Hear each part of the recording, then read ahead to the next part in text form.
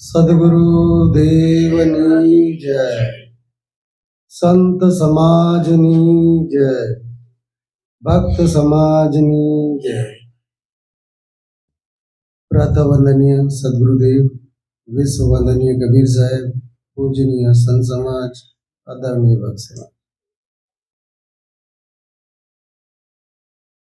આપણે 2-3 દિવસથી સંતોના દરસ પરસના સત્સંગનો લાભ લઈએ છીએ.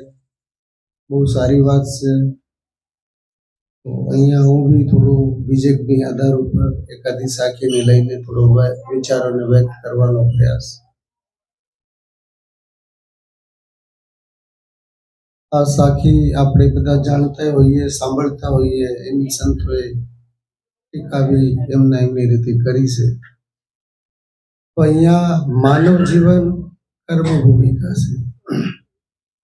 આપણે આ દેહ નિર્વાહ માટે તો નાના પ્રકારની કમાઈઓ કરતા હોઈએ, કામ ધંધા ઉદ્યોગ, જેનાથી ધન અર્જિત થતું હોય, કઈ કમાઈ થાય, લાભ મળે.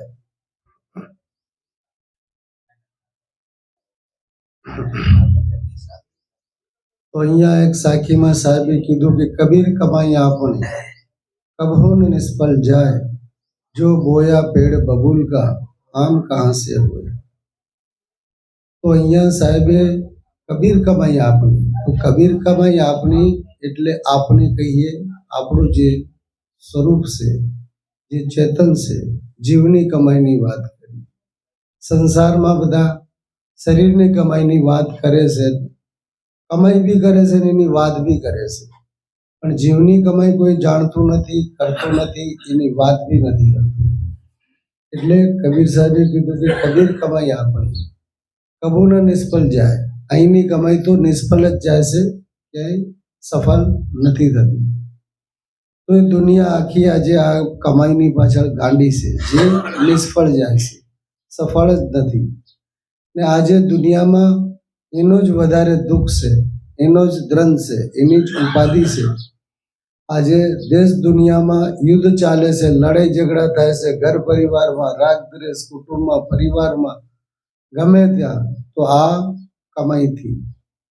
એટલે પહેલાના લોકો બુદ્ધિજીવી હતા, જેટલું નિર્વાહ પૂરતું ભેગું કરતા, વધારે અર્જિત કરતા નહીં. ત્યાં બી એક સાખી આવે છે કે સાईं इतना दीजिए जामे कुटुंब समाये, मैं भी भूखा न रहूं, साधु भी भूखा न जाए. તો એ લોકો બુદ્ધિજીવી હતા.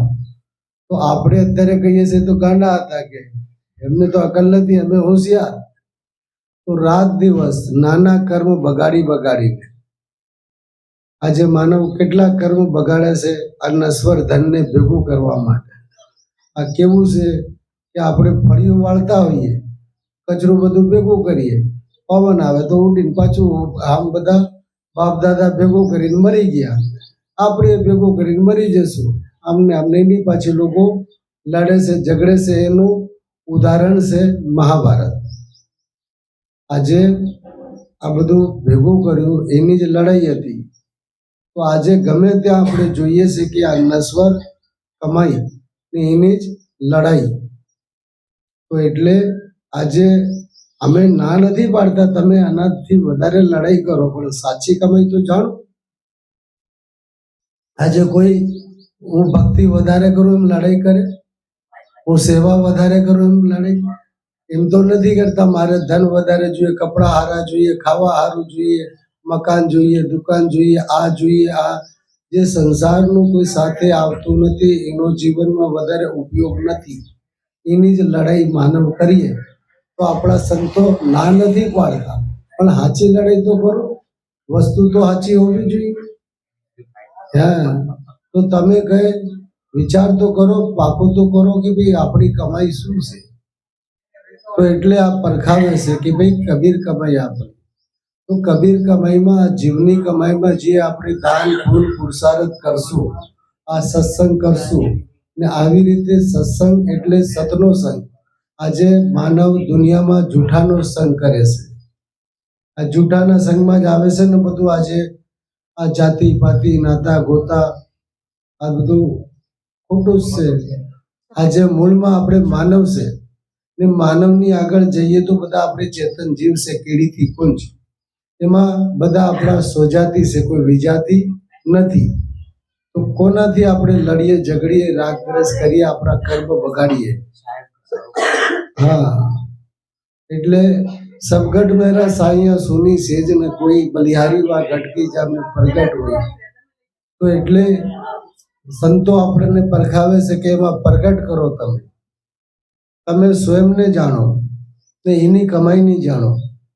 આ બધે ખોટે ખોટા તમે અનાદિકાલથી 84માં ભટકો છો ને વર્તમાન માનવ જીવનમાં આયા તો તમે આ ખોટામાં જ અટવાઈ ગયા ને પાછું આ અનમોલ જન્મ બી તમે ગમાવો છો.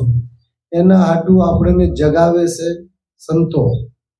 કેમ કે આ બધું સપનાનું, રાતરનું સપનું અમુક સમયનું, આ દિવસનું સપનું અમુક દિવસોનું. તો એમાં જ માનવ ભૂલ્યું. એટલે એક સાખીમાં કીધું કે સપને સોયા માનવા ખોલી જો દેખે નૈન, જીવ પડા બહુ લૂંટ મેં ન કછું લેન ન દેન.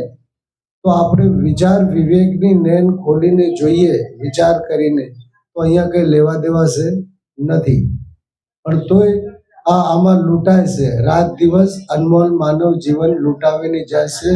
આ મોક્ષનું ધામ છે, એટલું સરસ એમાં કલ્યાણનું કામ થાય છે.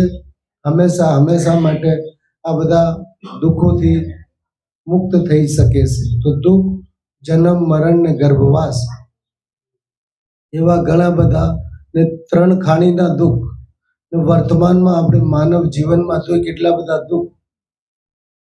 તો દુઃખ દુઃખ દુઃખી ખાની તબ પછી હો જબ રામ હી જાને.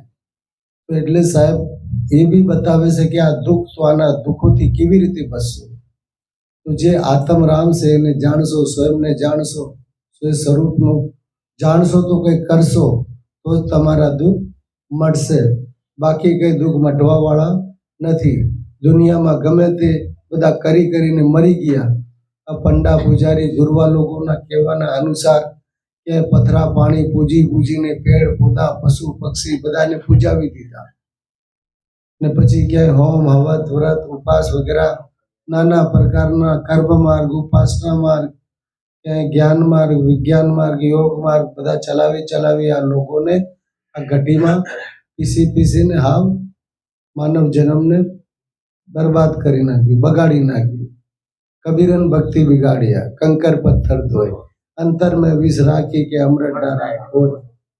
તો આપણે બધા સાખીઓ જાણતા હોઈએ, કહેતા હોઈએ, સંભળાવતા હોઈએ, પણ એને થોડું જીવનમાં બી બધાને ઉતારીને સારી રીતે એને જીવશું તો આપણને કોઈ ઉપાધિ રહેશે નહીં. તો આપણું માનવ જીવન સફળ થશે. એટલે સાહેબે કીધું કે ભાઈ પોતાને જાણો, પોતાની કમાઈને જાણો. તો કબીર કમાઈ આપણી કભો ન નિષ્ફળ જાય. તો આ બધું નિષ્ફળ છે, એને મૂકી દો, એમાં સમય બરબાદ ન કરો. એટલો માનવ જીવન અનમોલ ન ગમાવો. કેમ કે આજે સંસારમાં આપણે કરીને શું કરશું? પેટ ભરશું, જીવન જીવશું ને પરિવાર પાળશું. એના સિવાય વધારે કંઈ કરી શકાશે નહીં. આખી દુનિયા એક માણસને આપી દો, મળી જાય તો શું કરશે? એના સિવાય વધારે કરશે તો અહંકાર કરશે, લડશે, મળશે, ઝઘડશે, મરી જશે. એમાં યા તો નાના પ્રકારના ભોગી થઈને રોગી થશે. આજે બધા સંપત્તિ વાળો થાય છે. આજે જે મોટા સંપત્તિ વાળા લોકો છે એ જીવી શકતા નથી. જીવવા માટે બી એમને દવાઈ લેવી પડે છે. આજે બધા નાના પ્રકારના રોગ છે, એમને ખવાતું નથી. ખાવા માટે બી પેલા દવા કે ઇન્જેક્શન લેવું પડે, જીવાતું નથી. આજે ડોક્ટરો એમને કહે તમારે જીવવું હોય તો દાળનું પાણી પીઓ ને ભાતનું પાણી પીઓ. જોઈ લો છો તમે આ બધા. પછી એમને રાત્રે નીંદ નથી આવતી. નીંદર માટે એક વોલ્યુમ 2 ગોળી આવે છે, તમે પ્રત્યક્ષ જોયું. આજથી કરીબન 88માં એક મોટો ઇન્ડસ્ટ્રીયલ માણસ હતો. તો એને નીંદર નથી આવતી, તો એ મને ચિઠ્ઠીમાં લખીને આપતો. તો મેડિકલથી હું એને દવાઈ લઈને આપતો, વોલ્યુમ 2. એટલે મને ખબર છે એને નીંદર. તો એવા બધા ઘણા બધા લોકો, તો આ ધન સંપત્તિ તો આ જ માયા ને આ જ દુઃખનું કારણ પણ લોકો સમજતા નથી. સાચું શું છે, ખોટું શું છે, કરવા જેવું શું છે. એટલે અહીંયા સાહેબે કીધું કે સપને સોયા માનવા ખોલી જો દેખે નૈન જીવ પડા બહુ લૂંટ મેં. તો અહીંયા આ માનવ જીવનને ઘણી વાર લૂંટાવી ગયું, એટલે બગાડી ગયું ને 84માં ફરી ફરીને પાછું વર્તમાનમાં આપણે માનવ જીવનમાં આવ્યા તોય આપણને કોઈ એનો વિચાર નથી. તો એટલે અહીંયા સાહેબ કહે છે કે આ માનવ જીવન અનમોલ મળ્યું છે. સપનામાં ના રહો, જાગો, આપણું શું છે એને જાણો.